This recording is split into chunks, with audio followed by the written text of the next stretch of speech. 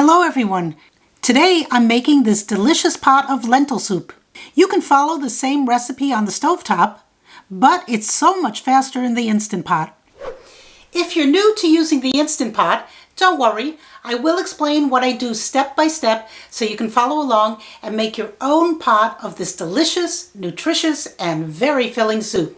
This recipe will make 6 to 8 servings. The soup will come out thick and chunky. If you would like it more soupy, then put in less vegetables and more water. You can also use an immersion blender to make some or all of the soup more creamy, but if you like it nice and chunky, then follow this recipe. Let's start with the ingredients you'll need.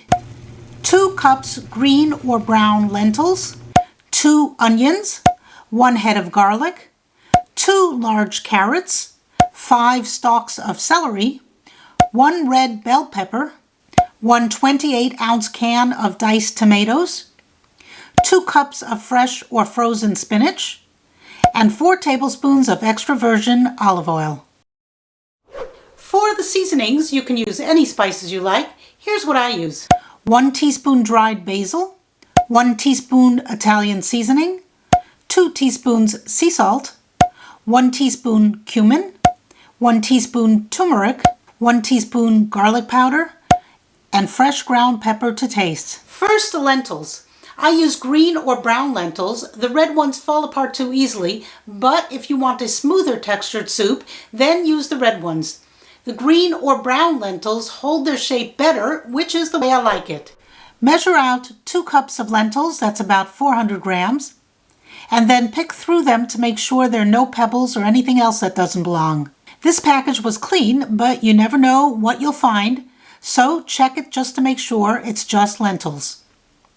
After you've measured and checked the lentils, then rinse them well. Now it's your choice whether to soak the lentils. I like to soak them for a good couple of hours. These I prepared in the morning and then later in the day made the soup, so they were soaking for around 5 hours. It's not necessary, but people who have a sensitive stomach say it makes it easier to digest. I have made this recipe without soaking and it comes out just fine. It does cook faster if the lentils are pre-soaked, but using the Instant Pot makes it cook faster anyway. While the lentils are soaking, or not, it's time to dice up all the fresh ingredients. So to start, dice up about a cup of onions and then the garlic, then the carrots, the celery, and the bell pepper. If you want, you can dice up other vegetables. The diced up veggies, excluding the onions and garlic, should measure about 4 cups. If you want your soup to be more soupy and less chunky, then use less vegetables, maybe 3 cups instead of 4. Okay, now for the fun part. Press the saute button and make sure the indicator more is lit. If it's not, then press the saute button again and again to move the light indicator from less to normal to more. That's high. And in a couple of seconds, the pot will say on, and then the pot will heat up, ready for you to saute the vegetables. Pour in 3 to 4 tablespoons of olive oil, enough to coat the bottom of the pot.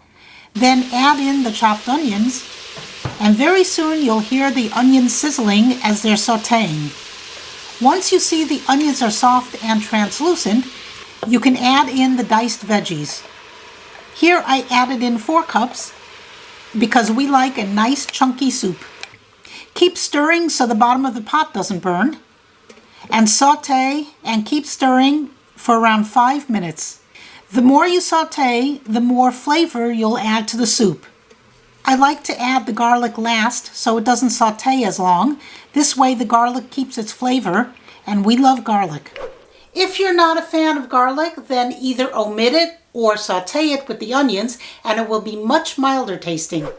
By the way, in this batch I was in a bit of a rush and I didn't saute the vegetables until they were golden brown, just until they were soft and starting to brown. You can saute them a bit longer. The more you saute, the more flavor. Just make sure to keep stirring so you don't burn the bottom of the pot. After you've sauteed the veggies so that they are soft and maybe even a bit brown, then it's time to add the seasonings. Here's where you can be creative using the spices you love. I put in 1 teaspoon of dried basil, 1 teaspoon of Italian seasoning, 2 teaspoons of salt, 1 teaspoon cumin, 1 teaspoon turmeric, 1 teaspoon garlic powder, and some fresh ground pepper.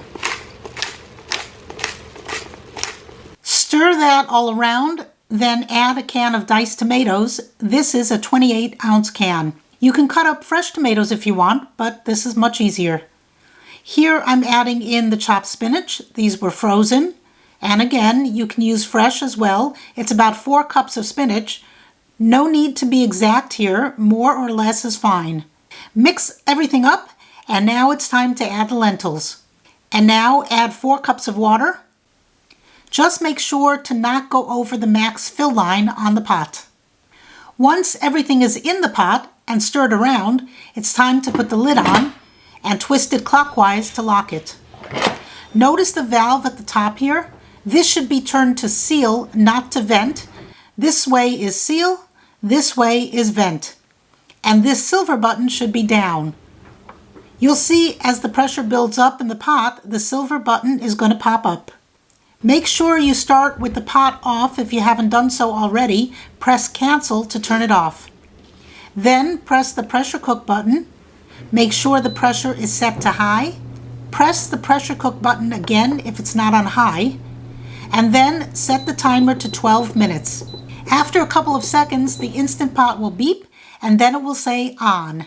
It's going to take around 15 minutes for the pressure to build up in the pot, so the 12 minutes of cook time doesn't start until then.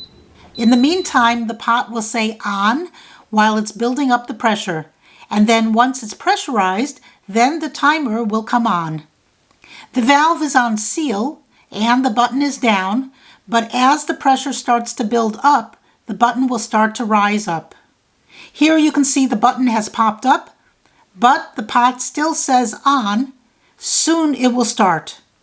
And now it's starting. In 12 minutes it will be done. All right, 1 minute left, and it's done.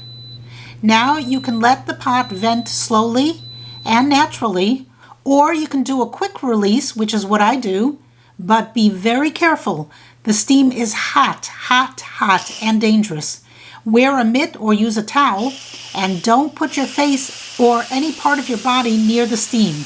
Then move the valve to vent, and it will vent. You'll know when it's finished venting when the silver button falls back down. At this point, the pot is depressurized and should be safe to open, but always be careful. Open the lid away from your face and use a mitt or a towel to be safe. And look at that beautiful golden soup. You can see it's quite hot and it's still bubbling. I can't wait to eat this yummy, delicious, and nourishing soup. If you have an immersion blender, now's the time to use it if you want a smoother texture. But if you like what you see, leave it alone. Give this recipe a try. You won't be disappointed. Bon appetit, and thanks for watching. Bye.